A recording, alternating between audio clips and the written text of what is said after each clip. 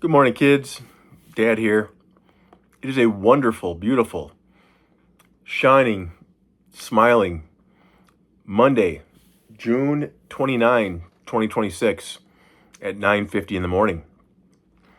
I am feeling like my spiritual cup is full.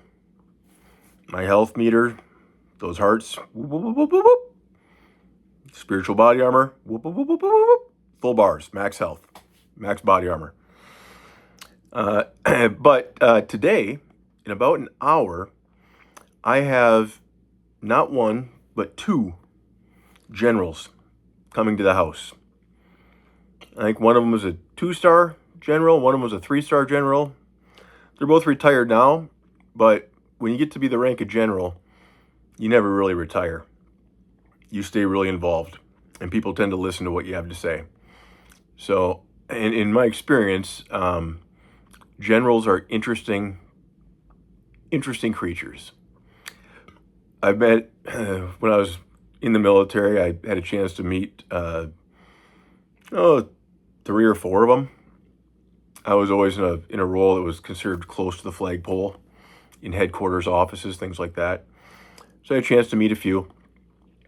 And, you don't really get to know them that well, right? You just do your job and pass them in the hallway maybe. Maybe they shake your hand, give you a coin, give you a medal, little award, whatever it might be here and there. But, I always respected them. They were always very focused, very serious, very busy guys. And then at Bravo Zulu here, I got a chance to meet, actually for the second time. We have a 4-star general on our board. His name is Votel, and he's fantastic. I had a chance to meet him in 2019 maybe. I was at Thomson Reuters. He came for Veterans Day for a speaking event. He had just retired, and he was the CENTCOM commander. He was overseeing all of the Middle East, multiple wars going on. He was the real deal. You don't get a higher job than that if you're a general. So he did that for a number of years, and he finally retired to Minnesota, and I got to hear him speak at Thomson Reuters, and I was really impressed because he didn't sit and just rub elbows with all the executives, all the bigwigs at Thomson Reuters. He wanted to meet the veterans, the employees who were veterans, and shake their hands. And that really impressed me with him. So fast forward to last fall, and I'm at a banquet for Bravo Zulu House, big fundraiser up in the Twin Cities.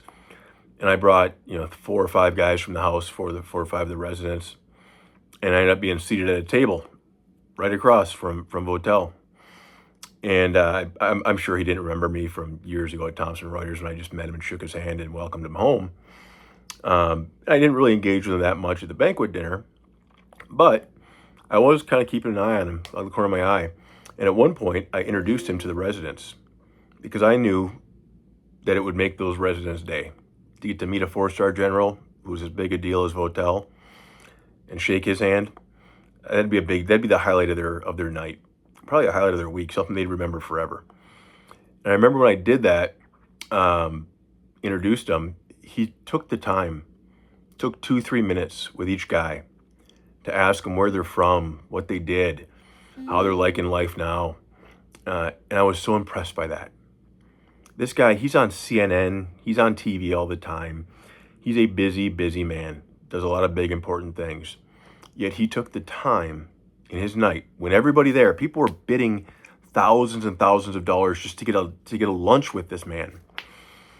And he took the time to talk to a bunch of knuckleheads like me, to get to know him. And it made those guys' night. I got to drive back home that night, back to Bravo Zulu with those guys in my truck.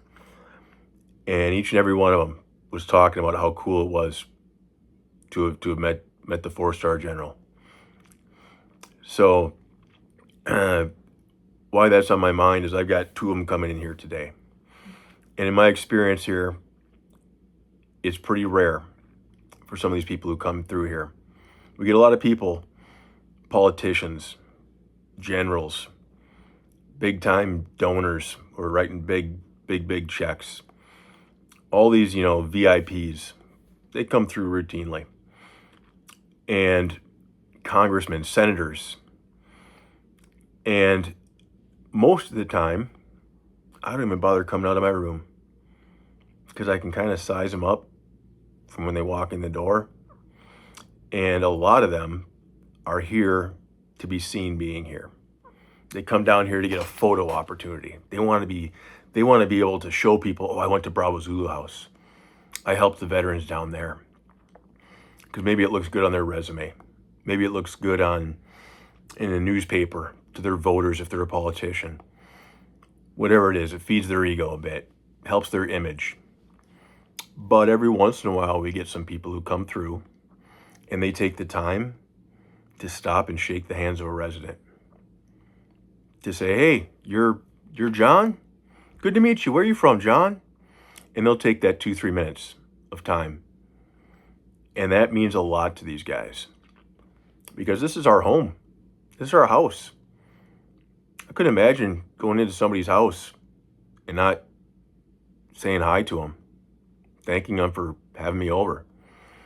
But some of these people who get to be higher ups, they lose sight of that. So one of the two that's coming over, I've met her before. Her name's Mo. She tells me to call her Mo.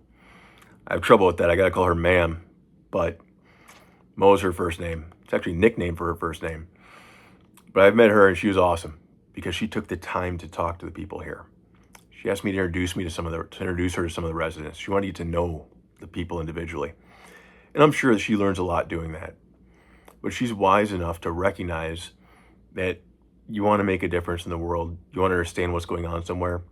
Talk to the guys in the trenches. Talk to the guys living it.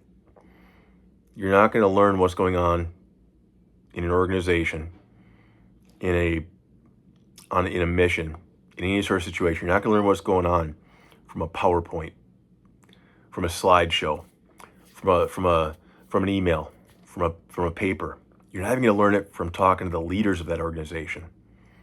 You're going to learn what's going on by talking to the people in the trenches, living it, doing the work every day. So I hope you kids, someday, when you're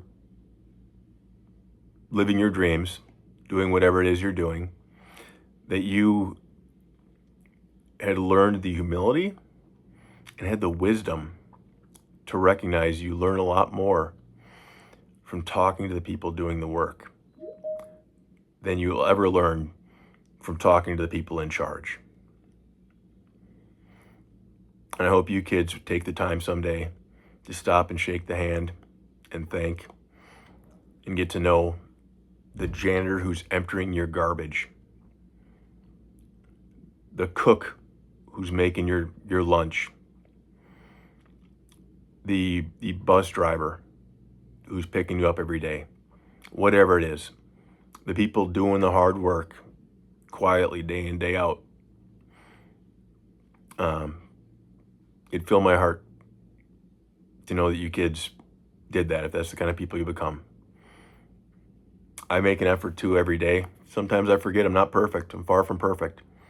But I find I learn more from talking to the people who are maybe the lowest in the hierarchy, the ones who aren't getting paid the big bucks, the ones who aren't in charge, who don't have all the shiny titles and trophies and badges and medals, the ones who are just quietly doing the work, doing the hard work. So yeah, anyhow, we'll find out in an hour here. I know Mo's coming. I'm excited to see her, shake her hand, give her a hug, see her again. She's a wonderful lady.